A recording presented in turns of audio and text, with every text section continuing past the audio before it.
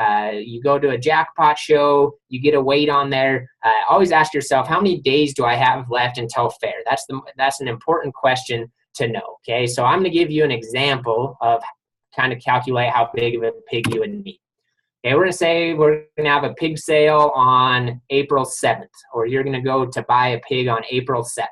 Okay, and we're going to pretend your county fair weigh-in is August 1st, right? So all you have to do is get your calendar out and count those days between there. And so if we calculate those days out, that would be 116 days. Again, don't just do this right at the beginning of when you buy your project, all right? Do it throughout. Always kind of keep that in mind as you go throughout the project, is how many days do I have left? How much weight do I need to have? Several of you were asking questions about feed. Okay, this is going to dictate how much you should be feeding all the time, okay? So in this particular example, well, as a general rule for you guys to know, pigs should gain between 1.5 and 1.8 pounds per day. I saw a question, can December-born pigs be shown in Wyoming? I thought they had to be born in the current year. Amber, is that a rule? I guess are they supposed to be January hogs? I would say they probably should be able to, because Casper would have a hard time getting January pigs to weight, I would guess. But Amber? I thought that it was also a January one. Let me look and I'll find out for sure. I'll see if it's in the state fair book. Okay, if that's a good question to be brought up. State fair, it says January 1, so that's good to know. So you guys are teaching me things tonight. So that's a good thing to ask. Producer, then make sure that's kind of January 1 to get those pigs there, and that should be plenty big. December 20th, you probably have to be holding on a little bit and everything anyways, but that is no problem. So we'll just change that and say January 1 to February 10, February 15 probably, like I said. So again, pigs gain 1.5 to 1.8 pounds per day. One thing I don't have on here is that your feed to gain ratio on pigs, or how much you're going to have to feed them for them to gain about 1 pound, is going to be about 3 to 3.5 pounds. And so as you're kind of calculating how much you're going to have to do, and that can help you budget, pigs are going to gain usually around 3 pounds or take about 3 pounds of feed to gain 1 pound throughout. And so typically over that whole course of the summer, they're going to average from 1.5 to 1.8 pounds per day. Is going to be our normal range. You can always see some that go on the outside of this, but that's a good normal range. And so probably first goal for everyone, right, is to make weight. Okay, so you can calculate next is here I have 116 days, and I just times how much they're going to gain per day.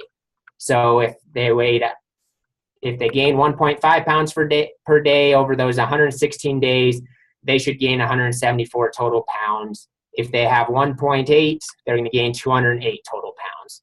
So then you can look at what your end goal is, okay? And I'd always say don't just shoot for minimum weight, all right?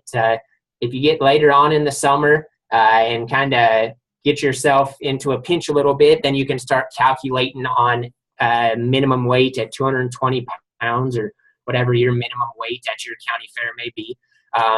But if we look at a 250 to 270 pound end goal with those 116 days, okay, there's going to be anywhere from a 40 to 100 pound pig to start with. And how did I get that? Well, you just take your end goal and subtract it by how many total pounds you think you can gain throughout that time frame. Okay, and so what I would tell you is 40 to 100 pounds is going to be acceptable to start with. 40s, again, there's a big spread in there, 60 pound spread in there, but that is going to reflect a 40 pound pig gaining 1.5 pounds a day. You might struggle a little bit. A 100 pound pig that gains 1.8 pounds a day, we're over 300 pounds. So, but again, you can kind of see where that range is depending on how much they're going to gain in there. The main thing as you kind of look going through the summer, okay, is the more times you can weigh them, the better it is. People always ask, what can I do to be more successful? And what I would tell people, there's lots of things, but one of the most basic things is to maybe take it from being average competitive to being super competitive would be to try to get access to a scale as often as possible. And I know scales can be expensive, but you can use them every single year. They're kind of a fixed cost that you can resell at the end. Scale is a great thing to have around. Most competitive people I ever go through, all not just in Wyoming, all across the country, always have a whiteboard in their show barn with a scale, easily accessible to where they can weigh them at least once a week and kind of see where they're gaining to, how much they need to gain the rest of the summer, etc. But as you get going, always just calculate how many pounds they still need to gain. Okay, the other way to do this is a reversed way, as you get your pig and start saying, how much do they need to gain, or what do they weigh? What do I want them to weigh? So if my pig weighs 150, I want it to weigh 250, so I have 100 pounds to gain, and I have 30 days left. Well, now we need to gain 3.3 pounds. We're kind of in trouble. But now if we say we have 100 days left, my pig only is supposed to gain a pound left, I better start putting it on a diet. And so that can help you significantly throughout. Zoe, average market weight today. What weight should you be aiming for, and also back fat? I'll talk about back fat a little bit later on. Weight, really anywhere in market weight to me is acceptable. So just know what your county fair weigh-in is. I would say ideal is going to be from 250 to 280 pounds. That to me is the ideal weight. Once we get over 280, it's hard to keep them fresh enough. It's hard to keep them lean. They start to get too fat on us. They start to get kind of old and stale. And if we're under 250 pounds, oftentimes we're just a little too light still for that judge to consider that. When I judge a show, I don't care as long as they make weight. If I'm trying to pick a champion pig, some judges will like them there a little heavier weight to do that. So to me, 250 to 270 is a nice weight to shoot for, especially for county fair. Considered in Wyoming, many of you may go from county fair to state fair. And so that gives you a little leeway to still weigh 280 pounds at state fair. If you're weighing 280 or 300 at state fair, okay, you're going to obviously have a really big pig. Luckily for you guys, they took the max weight off at state fair there. When I was showing, they had a max weight at 285, and so it was a little more challenging to have a pig big enough at county fair that wasn't going to get too big for a state fair. But good question there. Okay, so hopefully just a basic there, 40 to 100 pound pig to start with. Okay, so who or how should I buy from? Again, I want your feedback. I don't want necessarily a specific producer's name, but tell me some areas or kind of local producer online. Where have you guys bought pigs at from before? So use our chat box here, or click unmute and tell me kind of methods of buying. I buy it private treaty. I buy it on an online auction. Okay, Zoe says online. Okay, so we have an online person. Okay. We buy from Idaho and Spanish Fork, and it's a lottery. Okay, a lottery draw. Very good.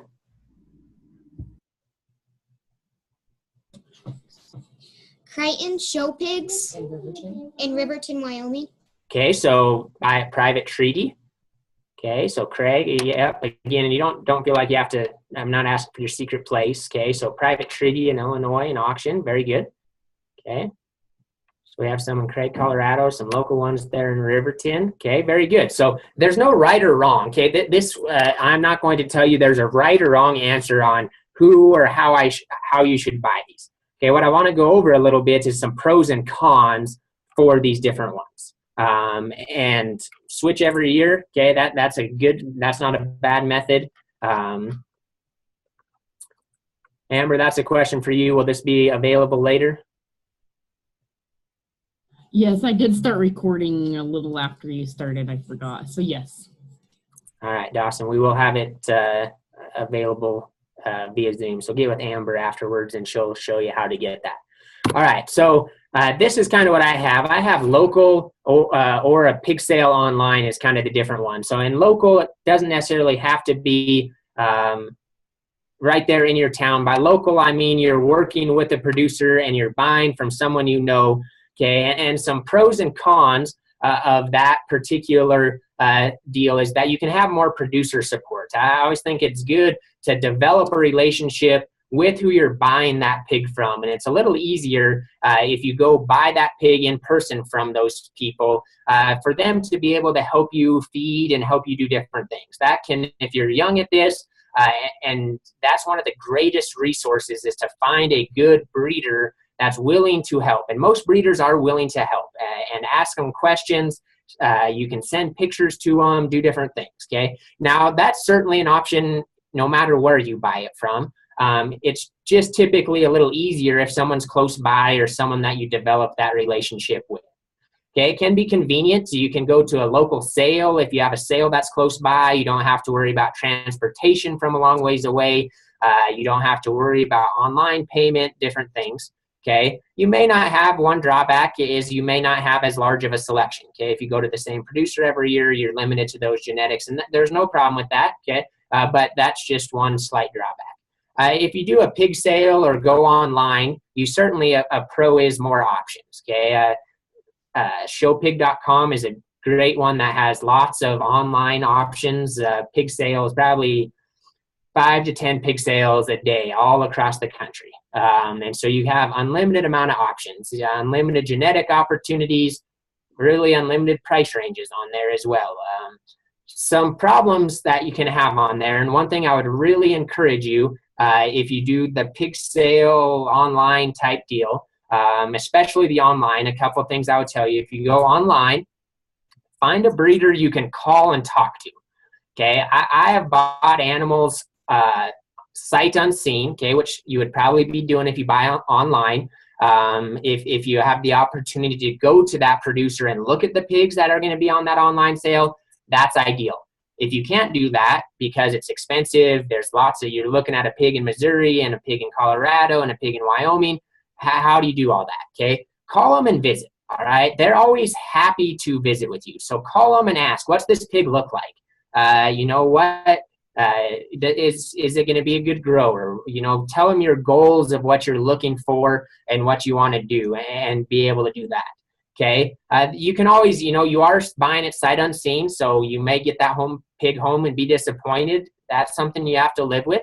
Okay, you possibly could get less support from that producer, because if you're buying from a big producer in the Midwest, they're selling pigs all over. It's hard for them to come see that pig, even maybe come help you at a county fair or something like that and watch you show. So those are some different things that I would tell you to be careful on, and pros and cons either way. Again, no right, wrong answer either way. Just remember what your end goals are, how much you're willing to spend. Okay, one thing at an actual pig sale is that one good thing is, again, you have lots of options. If it's a live pig sale, one thing that you can get caught up in, and a drawback sometimes there, is there's a reason producers want to do a live auction, and that's because buyers get caught up in the moment, and sometimes you get to bidding on a pig for more than you want to spend. So just always kind of keep in mind what you want to do there. Okay, so those are some things. Any questions, I guess, thus far? Leave it open for just a second, and then we're going to talk more specifically about what to select for, probably really what everyone's on here for. Again, I have no preferences. If you ask who should I buy from, I'm going to say I won't have an answer to that question. It's all personal. There's lots of good breeders, lots of good pigs all across the country, within the state, anywhere you go. So we're just wondering what an average price is. Like what I mean, we've paid everywhere from like $600 to $200. I just kind of wonder what does a show pig go for generally? That's a great question, and I would tell you that your range is much too small. If you buy from a smaller local producer, that I would say 150. There's pigs I was looking through online earlier and I'll show you a few pictures. I didn't record what they wrote down, but which this will sound crazy to probably a lot of you, but if you watch online sales, there'll be pigs that sell for $10,000. And so the range for you is do what's comfortable for you. Okay. One thing I will tell you is just because you spend more money or it costs more does not mean that pig is better. Okay. Now, when I showed, prices were cheaper as a whole. We didn't see as many of those real expensive pigs, but I was actually fortunate enough when I was showing, well, it's been about 12 years ago that I was reserve champion at our state fair with a $300 pig. Okay, so it's certainly, don't feel like you have to spend more money. That's a great question.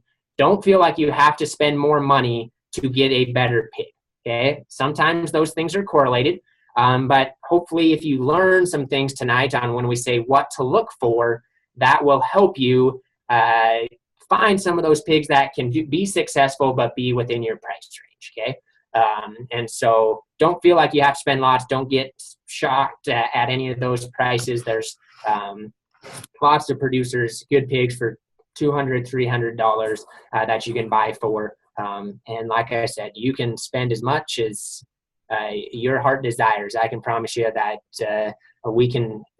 you can find a pig that will be very expensive. So great question. Okay. Any others? All right, let me see here. Okay, what am I selecting for? All right. Tell me right now what you think some of the most important traits are that you've been selecting for in the past. So again, a little feedback from you guys. Be engaged here. What traits have you selected for? Okay, bone, structurally sound, very good. Structurally sound, good.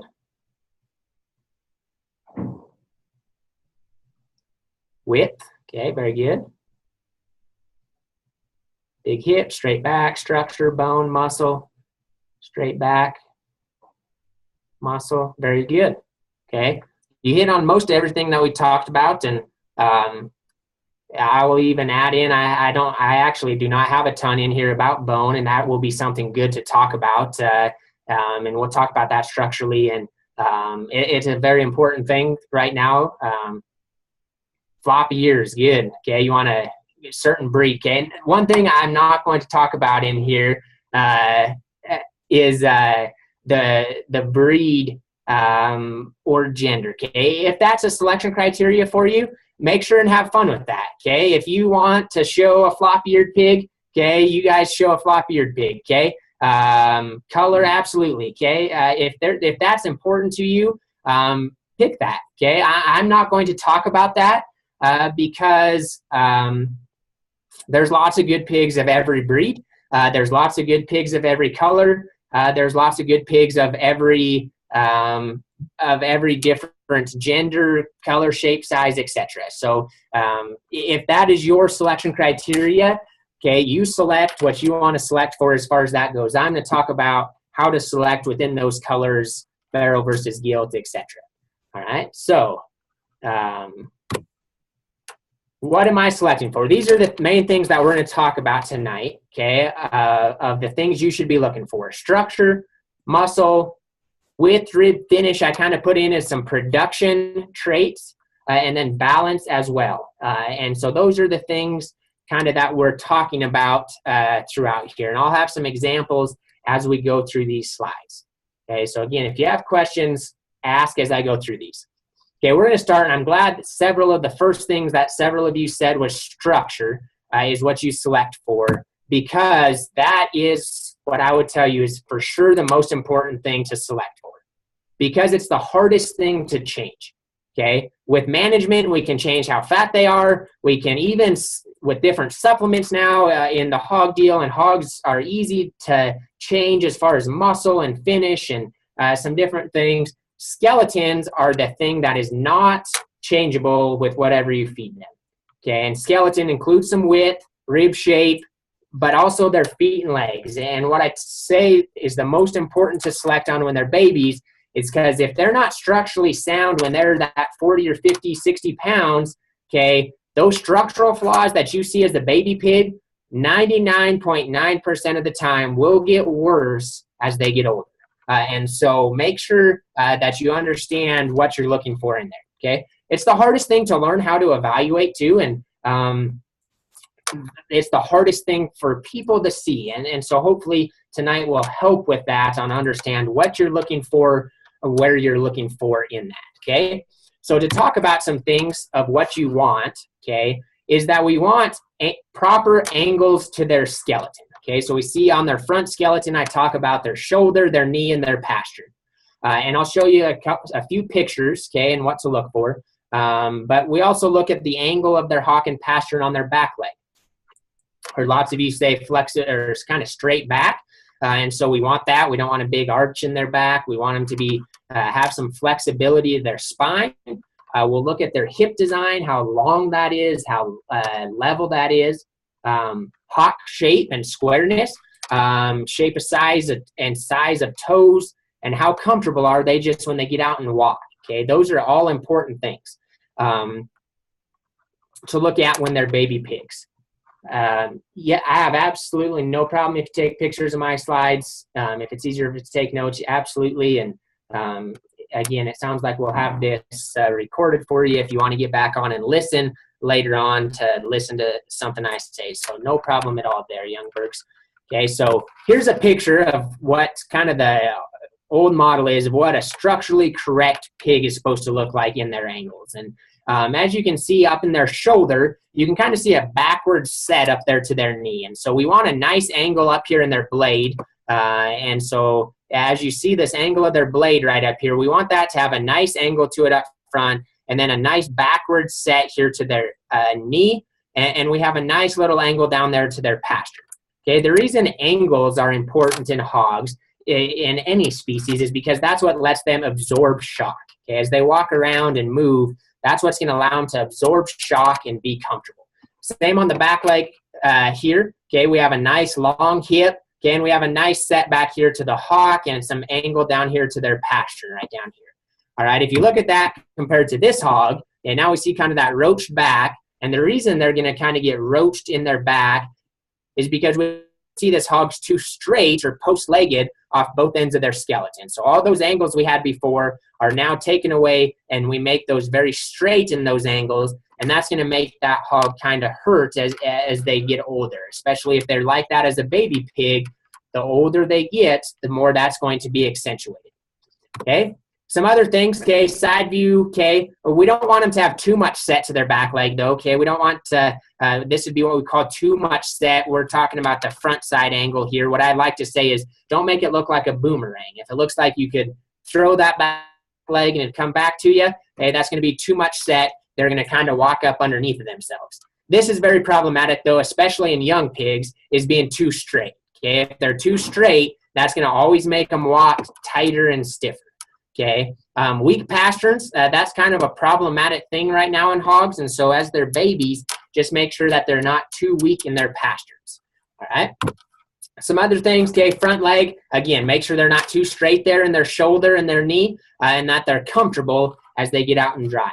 One easy way to tell an animal if they're comfortable hogs should be able to pick their head up and kind of get their head up and walk with their head around. If they always have their head down in the ground, their spine is tight and kind of sticking up, that's going to be a reflection of somewhere there's going to be a structural issue. So as you go, if you go to a live sale or picking through those, and again, it's not, obviously the more you train them, we're going to train them to kind of walk with their heads up. But as you do that, can go look at a baby pig, make sure that they don't look like they're standing up on their tippy toes and they take a really short step.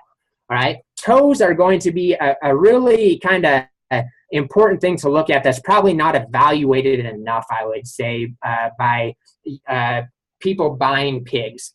Okay, the toes are their foundation, and on pigs, you want really big, wide, even toe spread. All right, and so what I usually encourage, if you go somewhere, if you go to a live sale, you're going to, a lot of times they're going to have deep shavings, and they're going to show those pigs. They're going to have them for the pig's comfort and shavings, make it so they don't slip. I always, if I go to a live pig sale or have an opportunity to look live, try to get those hogs out on a hard surface where you can see those pigs walk and look at their toes down at the ground and see how even they are. Okay, we want, like this top picture, a big even toe spread where both toes are the same size.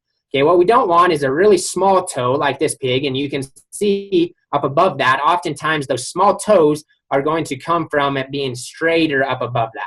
We also don't want uneven toe size, okay? That's going to cause some problems with either maybe being bow-legged or being kind of in at their hock and have some problems there with their hock. And so those are things, check their toes and make sure that they're okay in that area. here's some different pictures, okay, of some structural design, kind of good, average, and bad of what I would tell you. Again, just some online pictures of some pigs that have sold. This one on the right was from a long time ago when they like pigs a little different than we want. But here, this yoke to me has a very good structural design. She's able to be tall bladed. Her head comes shoulder properly. She has this nice backwards kind of C shape or banana shape to her front leg. She has a long hip that's level. Looks like she's pretty correct in her joint work. Okay, all those things. Here we see a hog that starts to look like she's starting to lean forward just a little bit more. She's starting to stand up on her tippy toes a little bit more. That length of hip maybe isn't quite as good and not quite as good down to the ground. Okay, and then here we have one that's taken it to the extreme, very post-legged, really straight up here on their front skeleton, okay, almost bucked over at their knee, and all that's caused them to be really tight in their spine. Okay, now we're going to talk about later width and bone, some different things there. One thing I will tell you on bone, okay, is make sure that their hock joint is correct to start with. Squareness is very, very important right to start with, okay? We want hogs that stay within their framework and are square all the way throughout, okay? So hogs that get too wide, and that's probably the biggest problem right now, is people will select for really heavy muscled pigs as babies that have lots of muscle, okay? And then as they keep going, those pigs start to get some structural issues as they continue to go, and so they'll get bow-legged. So make sure that hock joint, as you see them from behind, is very square within their hip above that. And so as that hock joint starts to twist out, and that's usually going to be from uneven toes down at the ground, that's going to be problems going on. And someone asked, what are some trends in the hog industry? Right now, an anti-trend is bow-legged, okay? Bow-legged hogs right now are selected heavily against, and so you want to make sure you're not selecting a bow-legged hog, because most times, most judges are going to select pretty heavily against that right now. And so keep them square. Don't feel like you have to get them as much bone. The more bone, the more width you have, the more issues there can become with structure. Not telling you to pick a light muscled narrow pig.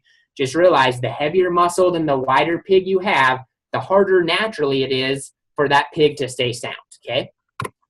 So now let's talk about muscle. With muscle, people said muscle is important. Okay, that's what we are raising them for. I will tell you, it's the easiest thing to see. It's the easiest thing to select for, okay, is to see how much muscle they have and to pick. If you go to a baby pig sale, a live auction, typically some of the highest, the fastest pigs to sell, private treaty, or the highest selling ones at a pig sale are going to be those really heavy muscled animals, because it's really easy to look for and see, okay? What I want to get at tonight is, remember, pigs don't need to have as much muscle as a baby as they will when they get older, okay? Muscle will continue to grow and to be able to continue to develop over time. Things to remember, muscle shape is the easiest thing to change based on the percent of protein you're feeding them, etc. And the biggest thing I will tell you is too much too early is problematic, okay? And so if they have too much muscle right at the beginning, that's where you're going to get structural problems later on in life. Also, you want a longer, smoother muscle pattern. I'm going to go back to this design. Okay, these pigs have lots of muscle, but you don't need it to be really, really expressive and super ripped up to where they just look like it's a short, bunchy muscle. You want a muscle pattern that's longer and smoother, okay? Question earlier on how, how much to spend on money or how much pigs cost, different things. I will tell you that if you're looking for a good deal, okay, some places to look for muscle that will develop with time is find a hog that's not super, super muscular to start with, but have the right kind of indications. Okay, areas to look for muscle. This is just front to back. Okay, we're going to talk about their forearm, behind their blades, their loin, hip, ham, stifle. Okay, what I will tell you is these kind of middle ones are the easiest ones to see. And those ones that have lots of muscle in those areas are typically going to cost a little bit more money. So if you're trying, I'm not, again, trying to tell you guys to buy light muscle pigs. I don't want you to get to the end and say, gosh dang, that judging coach, we did bad because the judging coach said to not pick them too heavy muscle. I just see too many people selecting baby pigs that are too heavy muscled and they get to fair and they get beat because they're structural problems. All right, so if you're looking, again, this is to try to save some money and try to find a diamond in the rough the places to look, if they have a great big forearm, okay, and I'll show you where that is in a second, and have base width underneath, no matter how much muscle they look like they have, 99% of the time they're going to get enough muscle when they weigh 250 pounds. Okay, so where are those at? This is the forearm right up here. Okay, and so when you walk that baby pig around, if they walk at you and they have some width through their chest, okay, they're not really narrow coming at you, they have some width through their chest, and they've got that big forearm muscle, and they leave you with some base width, even if it looks like they're a little plainer muscled up on top of that, up here, and they don't have as big of a shape, and they're not as crazy muscled from behind, 99% of the time that muscle will come with time, okay? But we do want a nice, eventually, when you get to fair, you want this big, nice, shapely top. You want a lot of width from stifle to stifle, and you want some expression through there, okay? So muscle is very important, and if you don't have enough muscle, you probably won't be successful at fair. That's kind of my first initial sort, is they've got to be a market animal to start with. So remember that, okay? Pick them wide enough, pick them with some muscle, but again, remember that they don't have to be the heaviest muscle to start with to be successful at the end. That's the main thing I want you to know, okay? Here you can see definitely just some muscle comparisons. We see a lot more muscle in this pig on the left than we do in the pig on the right, okay? And so those are good things to talk about, okay? So now I'm going to talk about skeletal width. Probably to me more important than muscle as a baby pig is, again, width. And the right kind of width. Right down here at the bottom, to me, squareness is key, okay? They don't have to be, when I'm judging a pig show, they don't need to be the widest pig, okay? But they can't be narrow either, okay? They've got to be square within their framework, all right? They need to, everything needs to match, okay? Again, it's important because it is the foundation for muscle and rib. It's also very, go ahead. Do we have a question? Nope, okay. It is hard to change with management again it's very hard. If you pick a narrow pig to start with, they're going to be narrow their whole life, okay? If we pick a pig that's too wide to start with, as that gets older, they're going to just continue to get worse. Okay, again, too much is a bad thing, especially in young animals. If we make them too wide up through their chest, we're going to get a really kind of what I'd call bulldog fronted animal, okay, up there. Ask a question, how wide at 50 pounds? Again, I want there just to be some width in between their legs, but that they're not too wide, okay? From the top of their blade, so if we go back right up here at the top of their blade, like to me, this pig isn't constructed properly if you look at him up front. See how the widest point on him is down here at his blade, okay, or at his elbow right down here? That's a bad thing. On those baby pigs, you want them to be very square from the top of their blade all the way down. So we want them to be as wide up here as they go down. I just like to see some natural base width, okay? If they're walking narrow and it looks like they're narrow underneath, okay, or again, how wide, that's a, you know, I don't have like a measurement. They need to be 4 inches apart between their front legs, anything like that, okay? Just make sure that they do have some width, they have some bone underneath of them, and usually it's easy to see if they're too narrow, okay? Most people can tell if one's too narrow.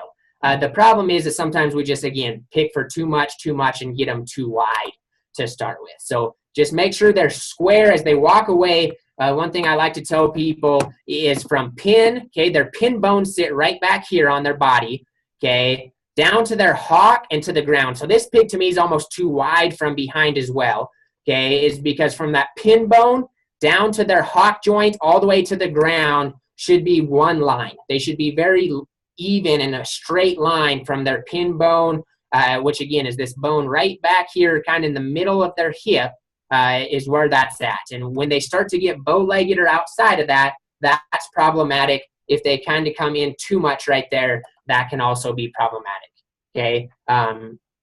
Again, remember, pigs will get wider as they get older, though. So as long as they're square, they will continue to get a little wider there. Does that help, Jared? Okay, I hope that answers it thoroughly enough. Again, I don't have a black and white answer for you. Okay. Rib, okay, rib is very important right now, okay? We want ribs to be productive in their rib cage. We want them to have some depth of rib. When I was showing, even before I kind of think early 2000s, right, some of that black pig I showed you earlier that was really expressive, too expressive, too flat-ribbed, too unproductive. Okay, we've learned that we want hogs to have more rib shape. We want hogs to be able to gain. Are we okay elsewhere, Amber? Is my feed coming through okay? Is your what coming through? The feed. Someone commented they had some bad glitches. Is the... Oh, I can hear you just fine. Okay. Sorry, Zoe.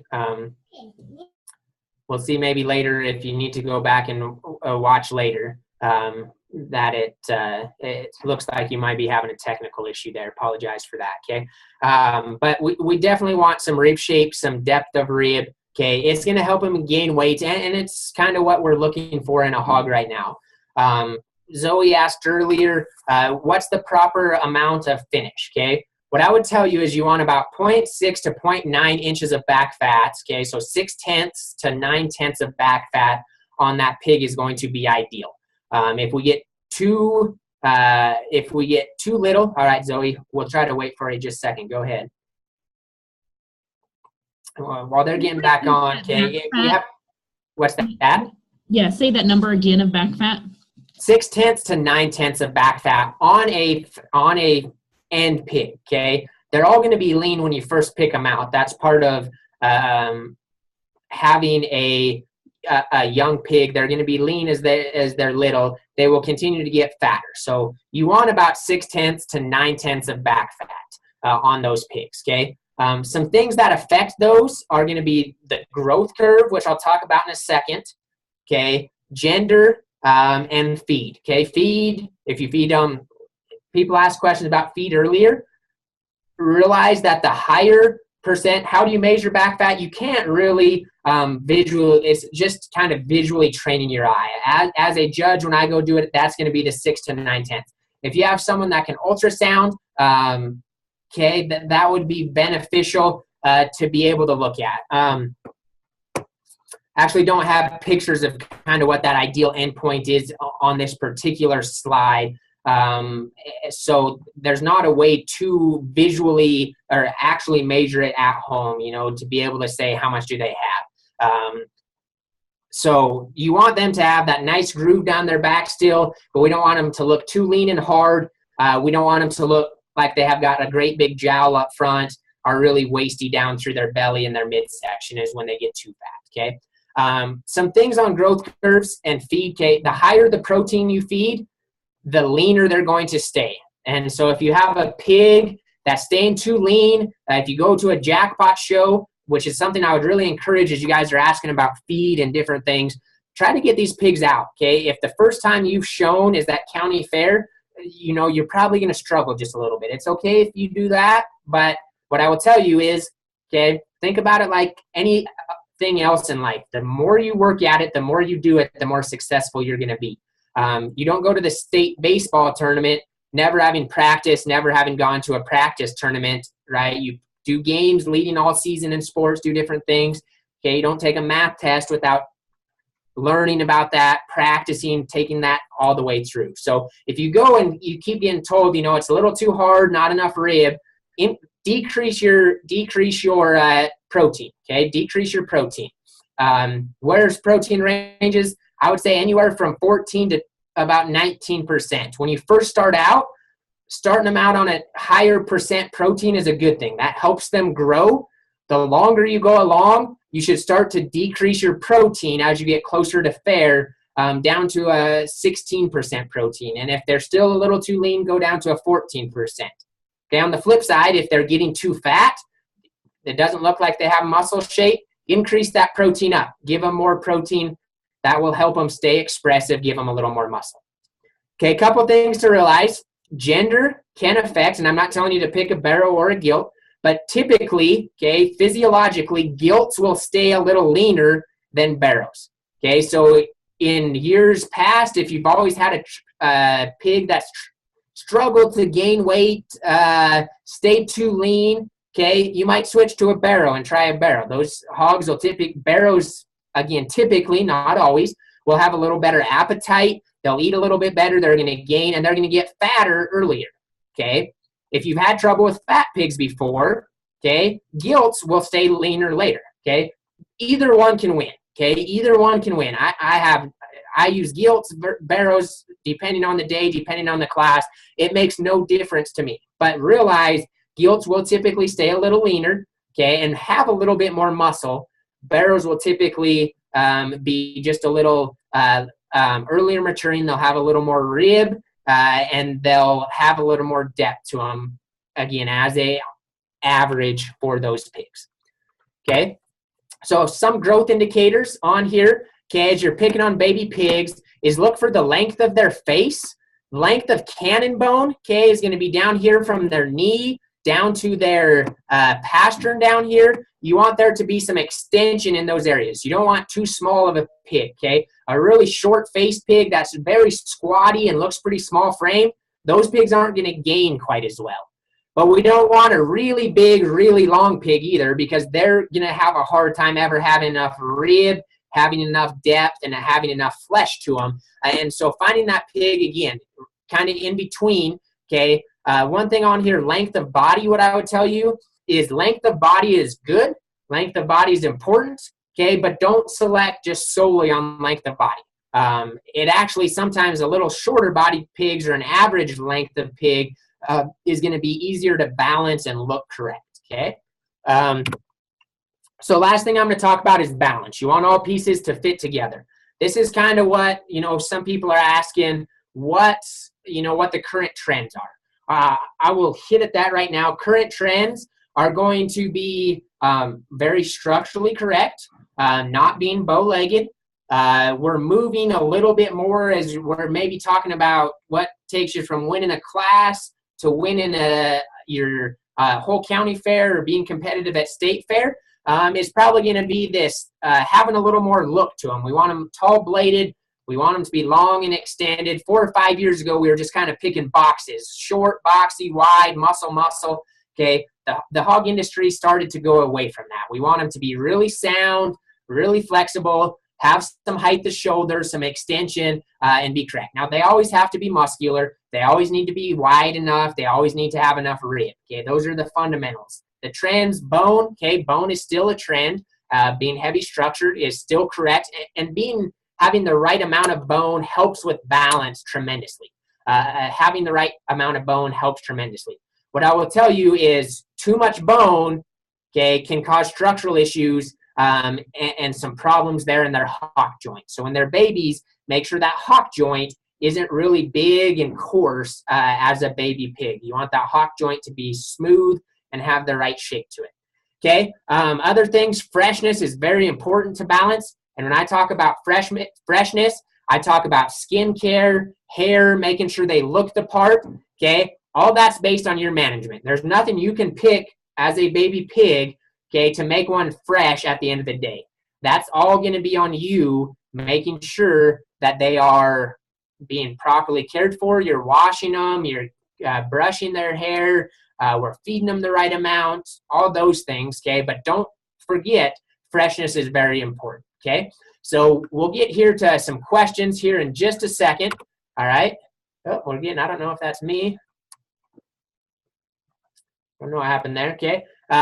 Final point to remember, okay, to hit on this, and then you can open it up for questions and stay for any questions, okay? Selection is only the start, okay? Selection is very important. Okay, genetics are a big part of it. Selection is a big part of having a successful project at the end.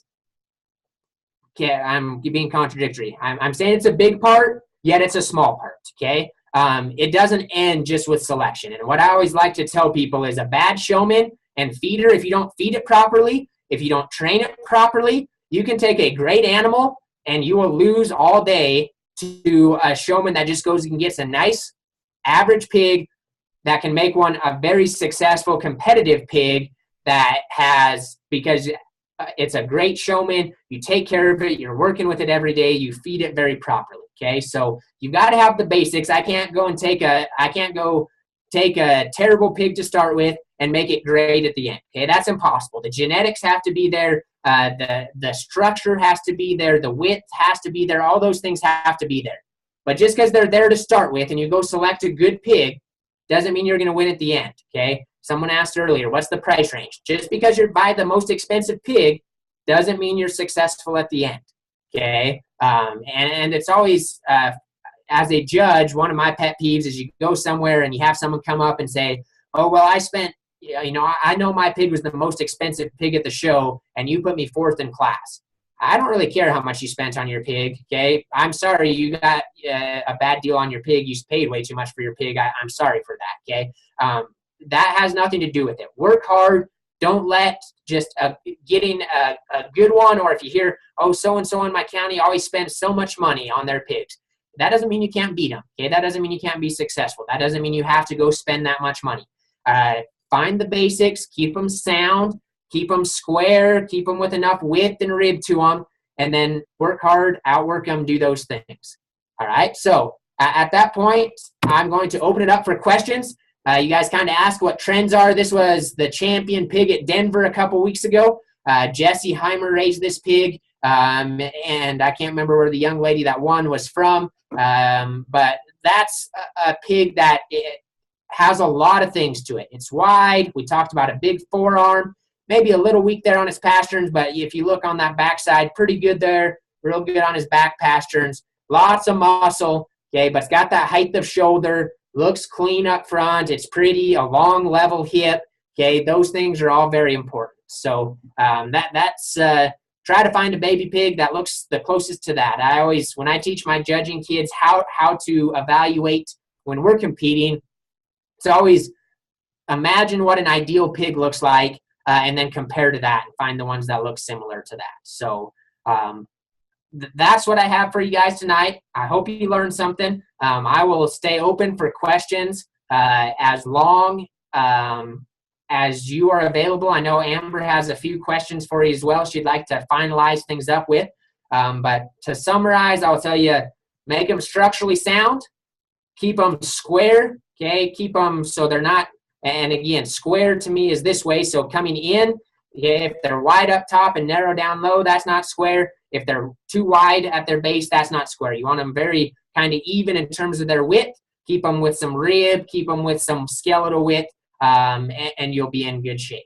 So open it up for questions. That's what I have for you guys. Thanks for joining us, and I hope you learned something. We do have a couple questions that we're going to text before you get off. So if anybody has any questions, looks like there's someone there. Okay, tips on training to walk with head up. The earlier you start, the better. If that's a big thing, I'm a pretty big proponent of using one of the kind of modern show pig whips, where it has just a little soft end on the end that's going to be loose, and to be able to tap that down there. Work on that to just begin with. The more you work on them, the more you train them to, when you tap underneath their jaw that they need to get their head up, is the better. You can use 2 whips to start with. Never get too aggressive with those whips, but you can use kind of to where when you're walking them, stand behind them and put a whip on either side of their head to where it slows them down. It kind of gets you get them to pick their head up. Okay, so great question. Very important to be able to get them to do that. I would tell you, practice. So, and again, I can't encourage you enough to go out, try to hit at least one jackpot. Usually there's at least a local jackpot pretty much everywhere around the state that's within at least an hour drive to you, an hour or 2 drive to you. And so try to hit one. If you get beat, don't let that discourage you too much. Okay, just learn from it, go on. Do you want them to look like a dumbbell? Yep, that's a good analogy. I always say like a Coke bottle shape. You want their definitely their widest points on them to be their hip and up in their shoulders. Okay, but again, you don't want them too much there from that standpoint. Okay, so keep asking, Amber, if you want to start going through those questions, and I'll just keep watching and talking to them. So if you want to. Sounds good. To increase or decrease the protein, are there other ways other than the kind of feed to help increase or decrease?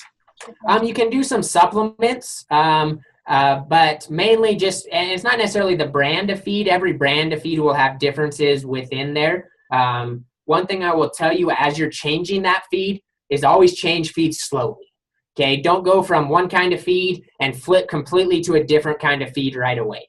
That's going to take them off of feed. That's going to make it hard on their stomach. Okay, slowly, gradually change over a week to where the first day you just add that new feed in a little bit. The second day you add a little bit more. Third day you're 50-50. By day 4 or 5, we've got them completely switched over. But don't go from one type of feed clear to a different type of feed right away.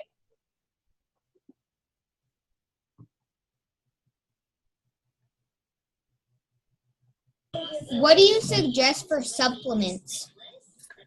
Supplements are all going to be based on what you need. So there's fast fat, different types of more body, depending on what you get. Those are all going to help with adding some ribs, some different things there. What I'd encourage is that's where having a good local good producer, whether it's local or far away, or having someone within your county, your feed rep, find someone there that can educate. Okay, don't feel like you're on your own on this. Okay, there's feed representatives for all different kinds of feed companies that can help you with those type of questions. And so if you're looking to add muscle, there's high protein type supplements that you can do for there. There's Paline that you can give at small amounts. There's feed that has Paline automatically in it.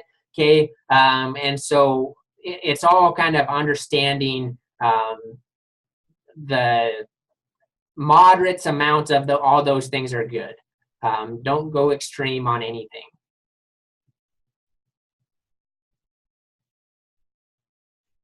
Any other questions?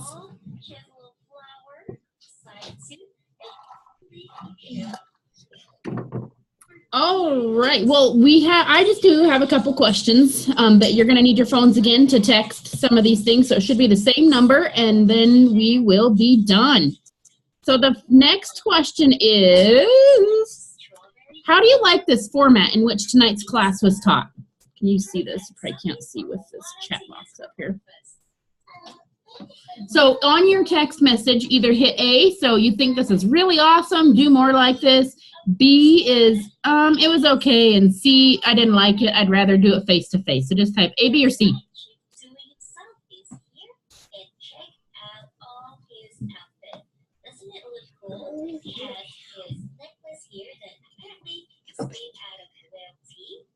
All right.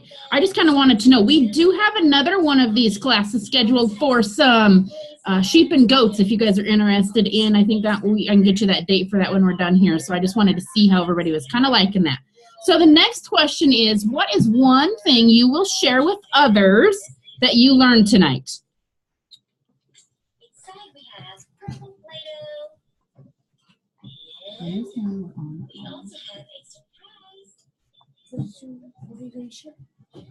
So again, you can just type in there your statements that you think. What is one thing that you will share with others that you learned tonight?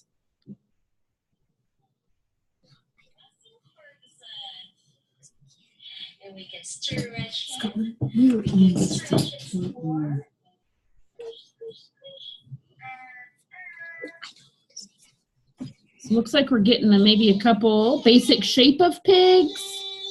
Don't spend too much money. Doesn't have to cost a whole lot to get a good quality hog. To look at the toes. Never heard that before. Okay, if you guys can't keep it down, you're gonna go. Just watch them. A baby pig is too much muscle, is bad because it can cause structural problems in the future. Look for a square pig.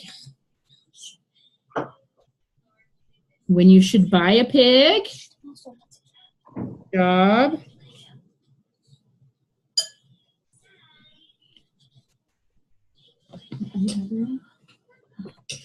All right.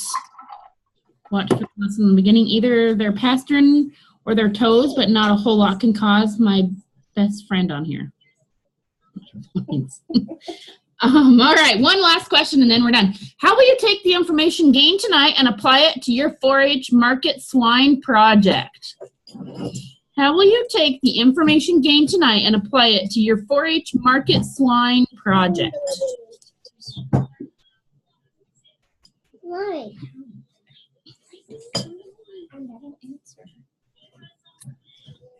One thing while you're responding on that last question, I'd like to kind of touch on as well is I'd always encourage don't try to be too secretive. Okay, always share, help someone else. If there's someone, the reason I got better when I was showing is because I had people that helped me out. And any question, if I ever go somewhere and 9 years from now when my son Cash is showing, if anyone ever has a question at a show, what are you feeding? How are you doing this?